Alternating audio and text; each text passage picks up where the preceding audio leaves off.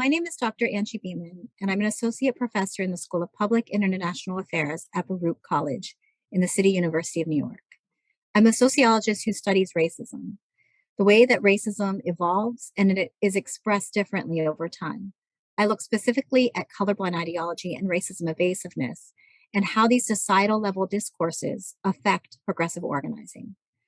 I've also critiqued diversity, equity, and inclusion initiatives as well-meaning efforts, but also as those that particularly tax women of color.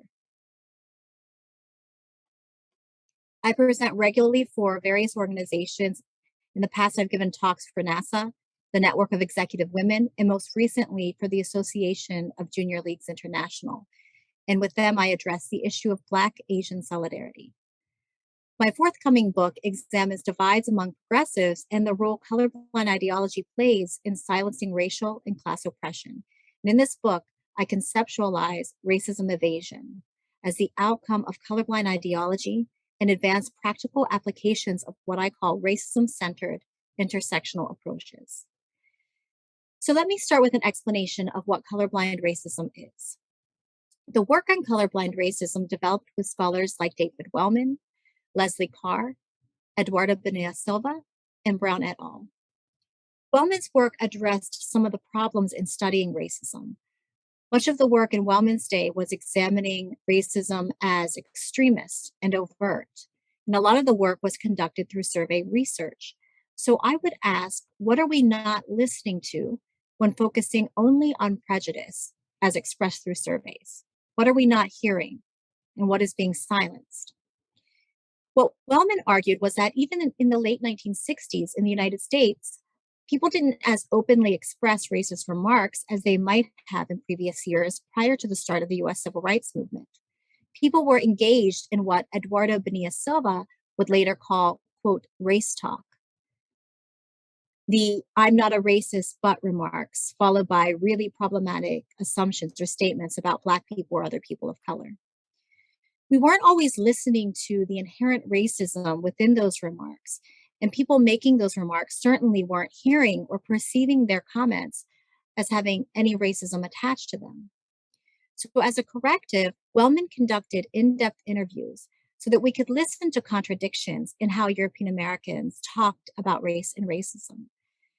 His work was accompanied by decades of qualitative research that examined how people who weren't extremists, who weren't openly racist, and were in favor of equity, talked in problematic ways about people of color. Eduardo Bonilla Silva, Leslie Houts-Picka, and Joe Fagan's work also counters notions that educated people are somehow less racist. Houts-Picka and Joe Fagan developed the concept and investigated what they called two-faced racism. What they find is that we can't always hear expressions of racism because educated people will only share these thoughts in the backstage. They've learned to not say certain things in front of people of color or other audiences, but that doesn't mean that they're free of racist beliefs. Bonilla Silva and Leslie Carr address the issue of colorblind racism, or rhetorical strategies used to deny the significance of racism. This kind of racial discourse is not only found in the US, it's also been investigated in the UK, in Brazil, and South Africa. What I have argued is that this term can be confusing, colorblind racism, because it's conflating a few different concepts and people get confused about what colorblind racism actually is, why it is problematic, and why it could be seen as racist. This then hampers our ability to listen to and understand how modern day racism is expressed and how to combat it. So first, I've argued there is systemic racism, which Cazenave, Fagan, Hernan, and Batur have defined as a centuries-old and highly organized system of race-based oppression that operates at every level of society. Second, there is colorblind ideology, which helps to hold that system in place. Noel Cazenave sees this as the ideological glue that holds the system together. It rests on the seemingly positive belief that we should see each other as the same, that we should treat each other as the same, regardless of skin color. That, I've argued, is the societal pressure people feel. They don't want to be seen as judging others by the color of their skin. Third, There is racism evasiveness, which I've conceptualized as the negative consequence of this seemingly positive colorblind ideology. Refusing to admit that one sees color results in refusing to see or talk about racism. Colorblindness at the macro societal level in discourse and ideology then leads to racism evasiveness in organizations and institutions. I've argued that the societal ideology of colorblindness is so strong that it also affects scholars who critique it. The concepts many scholars have developed are themselves racism evasive. As scholars, our environments can sometimes affect our ability to hear and listen critically, and we can be impacted by the very thing we study. We have terms like color mute, color evasion, power evasion, white fragility, and microaggressions. What we are actually evading in this terminology is racism. It's not just color, and it's more than power. It's how power and racism are tied. Listening to and understanding the complex issue of racism is necessary to engaging in anti racism. Think for a minute about how you would define anti racism. What have you heard about anti racist work? Have you been involved in this work? What do you think are the key components? What should we be listening for in anti racist work, and what are we failing to hear? What are some of the challenges we face in this work? Let me offer you some definitions. In 1991, Joseph Barnes stated, non racists try to deny that the prison exists. Anti racist work for the prison's eventual destruction. So he compares racism to a prison, and he argues that trying to be non racist is a waste of time, or trying to convince others that you are not a racist should not be the goal. The goal should be actively working to dismantle racism. If you are expending energy on convincing others of your non racism, to me, that says that you're probably talking rather than listening. Fagan and McKinney also distinguish between the concepts of anti prejudice and anti racist. So, with anti prejudice, we have only a stated resistance to negative attitudes about people of color. Anti racism is more active resistance to discriminatory behavior, whether individual or institutionalized. With the anti prejudice position, there is an acknowledgement that people should work toward equality, but no actions are usually taken beyond becoming educated and educating one's children to be kind or open minded. In their work, they interview students who want to promote equality but are frustrated because they don't know how. They're not offered concrete examples of how to do that in their classes, yet they do find that courses on racism have given them a starting point, some guidance in thinking about ways they can promote equality and equity. A lot of people are familiar with Ibram Kendi's book, where he also distinguishes between being not racist and anti racist. So, not racist is passive. He argues that it signifies neutrality. Anti racism, he argues, requires persistent self awareness, constant self criticism, and regular self examination. To be anti racist is a radical choice. And Ijoma Alua defined anti racism this way. She states the beauty of anti racism is that you don't have to pretend to be free of racism. Anti racism is the commitment to fight racism wherever you find it, including in yourself. And she also shares something that I think is very important and that I also conclude in my book. People of color need to talk to other people of color and feel the therapeutic effects of honest conversation. So there is a general understanding that anti racism involves an active component. It's similar to the distinction scholars have made between being an ally versus being an accomplice, collaborator, and co conspirator. So, how do we become anti racist alliances or accomplices, collaborators, and co conspirators? The first step I see in anti racist work is self reflexivity. The reflexive thinker, Desmond and Amir Bayer argue, looks within herself to uncover taken for granted ways of thinking that influence how she understands the social world.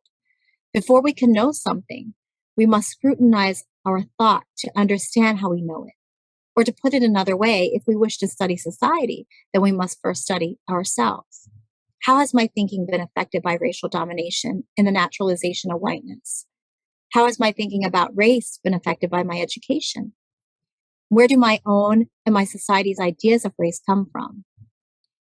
And in Becky Thompson's work, she has studied anti-racist, and she notes that the importance of this self-reflexivity. Her respondents argue that anti-racism is a lifetime commitment, that they can never truly master this. They argue that if you truly are committed to this work, you never really arrive.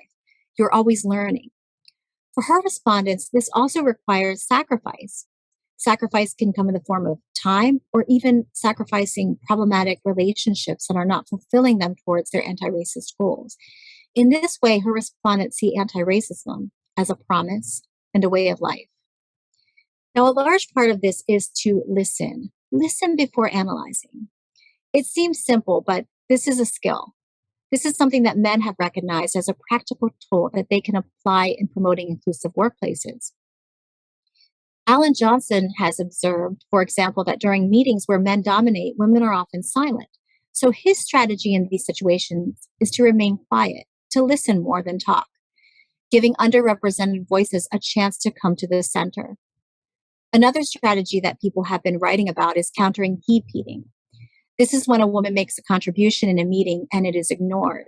A man will then repeat it and he's praised for this great idea. So, one of the strategies to counter this is for someone to say, well, that's exactly what Hope was saying before. Hope, would you like to expand on that because it was a really good idea? And I use the name Hope here because it's the name of one of my daughters. My daughter's names are Justice and Hope. So if you're in a very male dominant space and you're new to that space or you're underrepresented in that space, it can be very intimidating. And it does happen. It is something that women and people of color continue to report in their workplaces. So we can look at this from McKinney and Fagan's earlier work in 2003 to David Smith and Brad Johnson's work in 2020. So it certainly continues to be a documented problem. Now, in my work, I write about how anti-racists should not react immediately with disbelief when a person of color shares their experiences. Resist the urge to deny by claiming that people perhaps were discriminated against because of sexism, not racism, because of how they were dressed, because they look young, and so forth. All these different explanations. In academia, we want to be analytical. We want to find solutions. But if someone is trusting you with their experience, resist that urge and just listen. Studies have found that people of color are very good at reading the situation when we experience discrimination. And if we've gotten to the point where we're sharing that with others, we've likely already analyzed all the possible options. As W.E.B. Du Bois stated of African Americans, they've been gifted with a second sight. And more recently, Rosalind S. Chow and Fagan applied this analysis to Asian Americans. The next step is to read. Read beyond the popular books or the books of the moment. This is an area of study just like anything else. So you can't master it by reading just one book or just the popular books. And act. Show up in the moment. Carrie Ann Rockmore uses a great example of what this anti-racist approach might look like in the professional workplace. She states, consider the last time you were in the presence of underrepresented faculty members and someone engaged in a microaggression toward that person. What did you do? Did you push back? Did you freeze? Did you stay silent and expect your junior colleague to deal with it? Do you feel skilled and prepared to respond to such situations? And equally important, what do you do when things come up behind closed doors in social settings and in contexts where your underrepresented colleagues are not present but are being discussed? How do you respond? Are you proactive or reactive? Do you act as a sponsor or take a back seat? Are you willing to expend some of your political capital on behalf of your junior colleagues? And if you have a tendency towards silence, what skill set do you need to acquire to confidently support your existing underrepresented faculty members? Now, she's talking about faculty, but this could be applied to staff and colleagues in both academic and non-academic workplaces. Next, I want to listen to some student perspectives on how they define active listening and how this is tied to anti-racism. I think that active listening is not only giving another person your undivided attention, but putting aside one's opinion and prejudgment before being able to fully process what is being said. I think that people often jump to opinions or conclusions right away before analyzing the content of what is being said so that they can understand and retain that information. And this connects to anti-racism because in order to practice it, we have to understand the problem along with how our actions contribute to ongoing systemic racism. And once we're able to successfully communicate and understand the issue, we can then assess the best ways to then move forward to a better our society. We need to be free of our urge to deny and to analyze before we listen, even in our sociological research. I think that is also tied to active listening, like self-reflexivity is tied to active listening, and it mustn't be a sporadic case, and we need to be always open to learn, which is unavoidably a sacrifice. Listening is an act that is profound for both the listener and the one being listened to. And it is really important that whoever you're listening to feels like their thoughts are being acknowledged, whether you agree with them or not. There are many ways to get involved, but for me, the first way is through education. If we're to shape the future, we must understand the past and extract what we can from our studies on the origins and propagation of racism and how it reproduces itself through our institutions.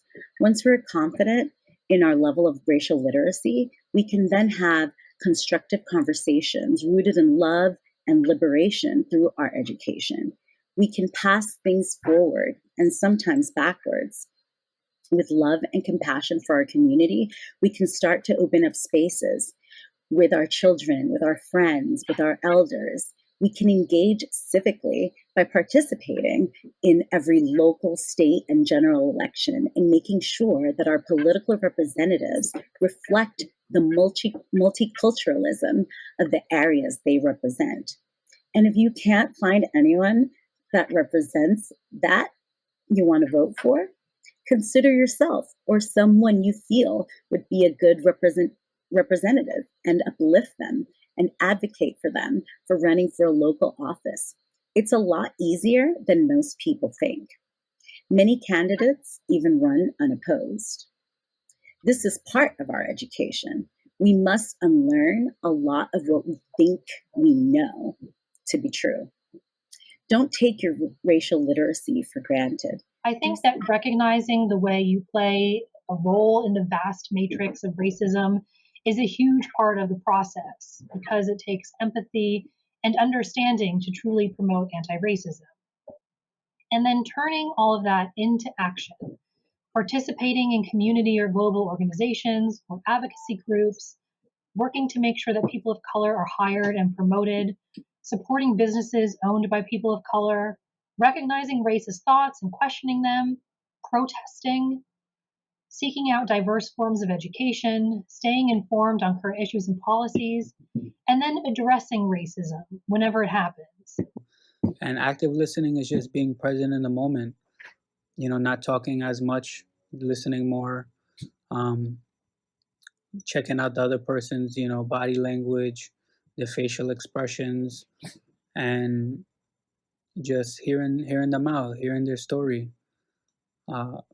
Maybe try to give some personal experience from your life, maybe some advice. We have to check ourselves, and subconsciously we have to, make sure that we're not also being racist, because it's instilled in everything for so many years, for decades. And so it's important to catch ourselves every time and just try to, spread the knowledge with everybody else.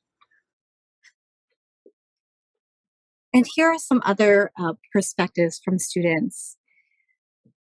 Quote, I would define active listening as decentering white voices from conversations and actually listening to and understanding and learning from marginalized groups. Listening isn't just hearing someone speak, it's understanding. It's listening to and digesting that information and getting perspectives from different marginalized groups. And another student states, active listening is the ability to make a conscious effort to retain the message that is being relayed. People of color have spoken about their hardships and inequalities for many, many years, yet we have struggled as a nation to hear them. The ability for us as individuals to actively listen will not only allow us to gain a deeper and full understanding of the messages they are trying to convey, but our ability to do so will also serve as an extension to their voices, the voices of people of color. Active listening is an important part of anti-racist work. It is the ability to listen with empathy, listen without judgment. It is making an effort to put your ego down and also recognizing and validating other people's experiences. I believe it's a skill of interaction with those who have different opinions about race and politics and who might say, I'm not a racist, but hold negative attitudes about entire groups of people based on their race, ethnicity, or cultural heritage. So these students raise important points about the urge to deny and the tendency to avoid discomfort. These are all methods of silencing. And if we are silencing inequity and racism because we fear the discomfort that honest conversations might bring, we're not actively listening. And as students point out, we cannot have genuine anti-racism without active listening. So I want to share I want to listen to some of these student experiences and what insights they bring to us about how to engage anti-racism. But I also have to oppose the practices of racism actively, right? So for instance, right, I guess if like someone like said like where are you from, right? That's a common one, right?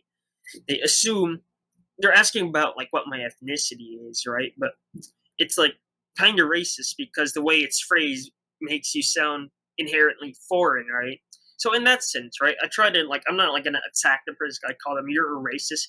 I don't think that's how like just yelling racist. I don't think that's how you would really practice anti-racism, right? You gotta show them how they could correct themselves or how they're wrong, right? So in that instance, that in that example, I would just tell them that I was born here, you know, like, so I would be like, oh, I'm from America. And then, you know, they might ask where you're really from. But then, you anticipate the question. So basically you're like, oh, I'm from Queens, New York. But my family is from Indonesia, which is my family, where my family is from. So something like that, right? You got to be an active listener. But you also got to know how to like talk to people about things too, in a way that doesn't have to be so confrontational or so volatile as what you might see in today's modern political discourse, unfortunately, right? But if you really want to be an anti-racist and make lasting change, you have to do your part too. It's not like you have like a huge stone on your back and you're carrying the whole world, but just like when you talk to someone or like try to hear someone out, and you just got to be like open-minded in not only listening to other people, but also you got to be open-minded about confronting racism, right? You can't just be squeamish about it because then you're contributing to the non-issue of race. Where I can help with anti-racism personally, it's something that me and my friend, a good friend of mine named Bobby, we together have gone through a situation where we've worked in many corporate fields. And we continue to work for corporate companies, and these companies enable a huge amount of racism towards their employees and anybody who works, such as treating Hispanic or black workers like lesser workers, or assuming they're idiots for that matter. And sometimes they generally do assume this stuff. And me and Bobby have been able to pass off as white citizens per se, because our names are more white, our last names are as well. And even though we're full-fledged Hispanics, being Puerto Rican and being Dominican, we pass off as any regular white person sometimes. And I get assumed for being Italian. And we're in a position of power, we're in a more position of power than we realize. And he helped me understand this, because since we pass off as this, we can show the Hispanics can, and blacks for that matter, can do the same work that they do. We can put the same numbers they put. We can enforce everything. But just because we're Hispanic doesn't mean just because we're Hispanic does not mean we can't. And we're in a position to prove that. And we're in a position that when this behavior is shown opposing the minorities, it's our job to confront that and call their actions out and tell them, you can say what you want, but guess what? I'm Hispanic. I produce the same numbers you produce. Just because he's Hispanic doesn't mean, or she's Hispanic or she's black doesn't mean that they can produce your numbers. We can call out their behavior, say something, be vocal, and take action. Yes, it makes the workplace that much harder, but do you feel comfortable working somewhere where they just treat you like a second class citizen, or would you rather work somewhere where they treat you a lot better? Sometimes it's better to fight for your rights, and we have in the past, and we will continue to do so, and we should continue to do so. First and foremost, active listening is basically paying attention or being open-minded and listening to the needs and concerns of others and opposing racism where the need is. By doing this, you are respecting other people's views, and also you are practicing anti-racism. So I had an incident where I went to this store and I left my purse at home, which had my bank, my ATM card. So when I got to the store, all I had on me was some pennies and cents and quarters. So I realized that what I wanted to buy, the money wasn't enough. So I asked around to see if someone could help. Then later on, I grabbed my purse and pay them back. So back to the story. Being in the store,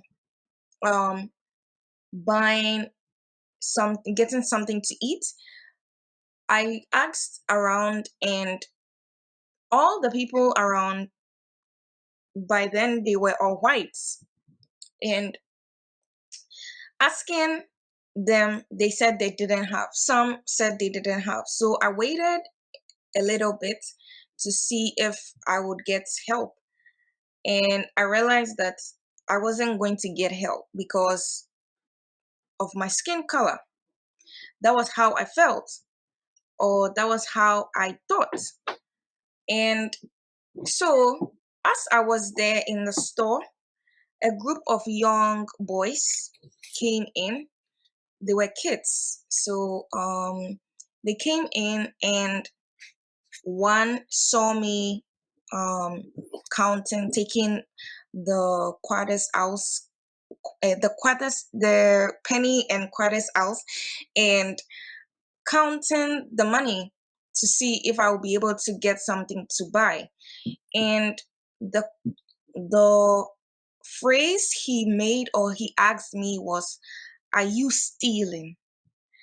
And when he asked me that, I paused for a minute and I looked at him, and I asked him and said back to him, "Why? Why would I steal?"